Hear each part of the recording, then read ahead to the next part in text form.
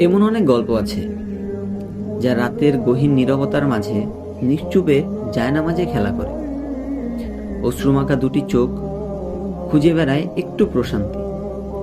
গোটা দুনিয়া যখন অশ্লীলতা আর বেহায়াপনায় মগ্ন, তারুণ্যের শক্তি যখন পৃথিবীতে ধ্বংস টেনে আনছে, ঠিক তখনই আবার কিছু তরুণ তরুণী রবের কুদরতি কোলে মাথা রেখে শত প্রশান্তির দীর্ঘশ্বাস ফেলছে।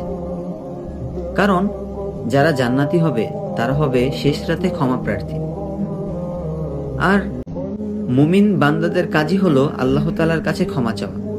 আমাদের নবী করিম সাল্লাল্লাহু আলাইহি সাল্লাম বলেছেন, মুমিনের ব্যাপার সত্যি আশ্চর্য, তার সব অবস্থাই কল্যাণকর।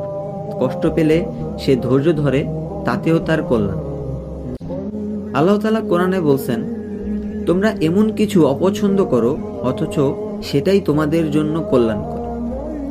আল্লাহ জানেন, তোমরা জানো না। আমরা অনেকে শেষ রাতে ঘুম নষ্ট হবে বলে আল্লাহর কাছে নামাজের মাধ্যমে দোয়া করি না। আমাদের ঘুম ভেঙে যাবে এটা আমরা অপছন্দ করি, হয়তোবা এটাই আমাদের জন্য কল্যাণকর। সবাই যখন আলো খোঁজে মানুষের মাঝে, তখন কিছু হৃদয় আলো খুঁজে পায় সেজদার নীরবতায়।